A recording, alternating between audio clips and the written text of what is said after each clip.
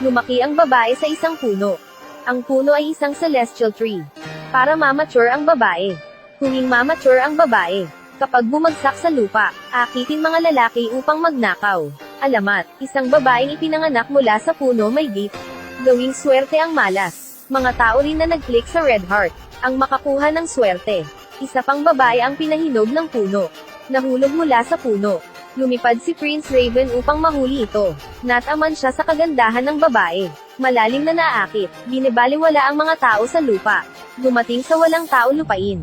Kapag si Prince Raven, pagtingin sa babae ay nabighani. Biglang lumitaw si Prince Bird. Inagaw ang babae sa bisig ni Prince Raven. Si Prince Bird ay nagpahayag kay Prince Raven. Sapat lang ang lakas, ang magkaroon ng sagradong punong ito. Isang babaeng nagmature pagkatapos ng 100 taon. Ang Raven Prince ay hindi mabata. Habang tumitingin si Prince Bird, itinulak siya at inagaw ang babae. Hinailan ng dalawa ang tao. Hindi pinansin ang babae, nahulog sa itim na puyo ng tubig. Sabay-sabay, mortal na astronomer na si Wenshi. Mismo sa ligaw, nakunan ito gamit ang isang camera. Biglang may kakaibang anyo ang kasama sa likod ni Wenshi. At kasama din ang kidlat. Iniisip niyang may masamang mangyari. Hikayatin si Wenshi na lisanin ang lugar na ito. Nang papaalis na ang dalawa, isang pulang ilaw, bumaril mula sa isang itim na puyo ng tubig. May black swirl, isang bahaghari ang lumitaw. Sa sobrang takot sila ay umalis. Pagkarating sa kampo, mas mali ang nararamdaman ni Wenshi. Ang itim na puyo ng tubig ay laging lumalabas. Larawan ng puyo, ang hindi pangkaraniwang panahon. Feeling, na may masamang mangyayari. Sa umaga, nakita niya ang itim na puyo ng tubig. Lugar ng puyo, gustong tingnang mabuti, di inaasahan. Bigla siyang nakatagpo ng kakaibang amoy. Agad siyang na-refresh. Sinundan ang pabango. Nakakita ng babae sa tabi ng ilog. Babaeng walang malay. Maraming bulaklak at paru-paro ang nakapalibot. Nakita ang kakaibang amoy na ito. Sa babaeng ito nanggaling, ang babae ay naglabas ng halimuyak sa parehong oras. Mga bulaklak ay mamukadkad ng mabilis. Umibig ang mga insekto, naging mabangis na tigre, nagsimula maging masunurin. Si Wenshi, na nabighani sa gilid, biglang bumalik, akala niya ay may nangyari sa babaeng nakoma. Para pigilan ang sarili, inilabas ang scarf at tinakpan ang bibig. Tumakbo para iwasan ito, at dinala siya sa ospital. Natagpuan niya, parang walang buto ang mga babae. Liyambot ng katawan. Ang hindi pa niya alam ay, ang sweet nitong tignan na babae. Sacred na puno, ang diwata na pinanganak ng puno.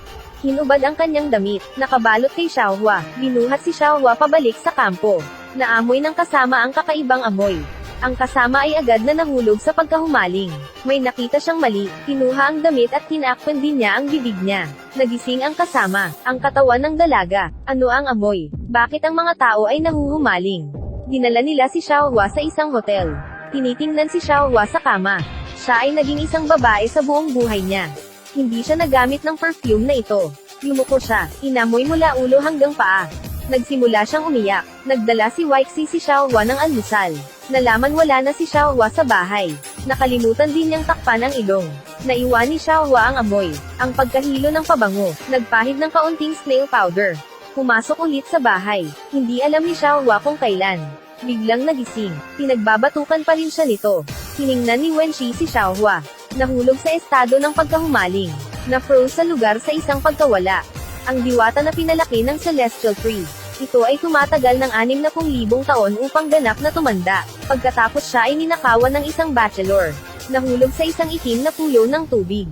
Kinuha ng mortal na astronomer na si Wenshi. Nakaamoy si Wenshi ng kakaibang bango. Akala nakahanap ng kayamanan. Pero hindi ko ine-expect na.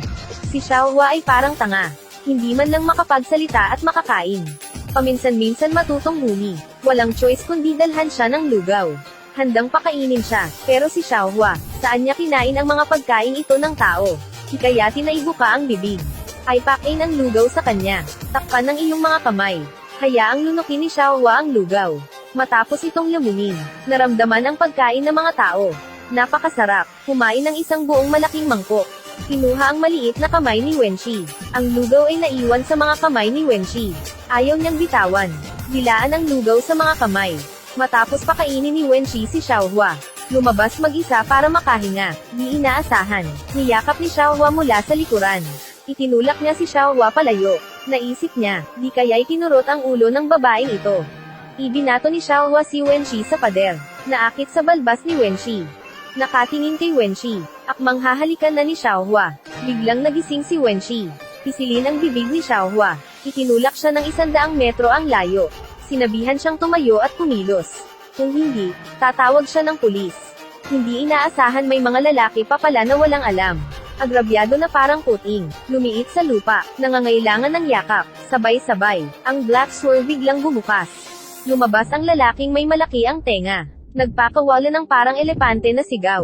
Inutusan siyang para hanapin si Xiaohua. Ayon sa kakaibang amoy ng mga bulaklak, nailak niya si Wenshi, ang tinatayang ruta upang iligtas si Xiaohua. Hindi pa rin alam ng dalawa. Sa pamamagitan ng halimuyak ni Xiaohua, malalim na naakit, ng akmang yayakapin niya. Nagising na naman si Wenshi.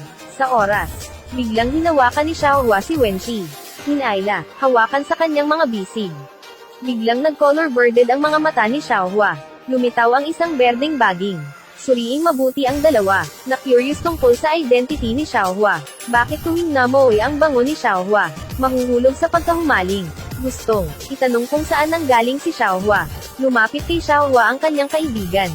Naakit sa bango ni Xiaohua. Nag-spray ng anti-mold spray. Hindi nila naisip, napakatangang babae ay isang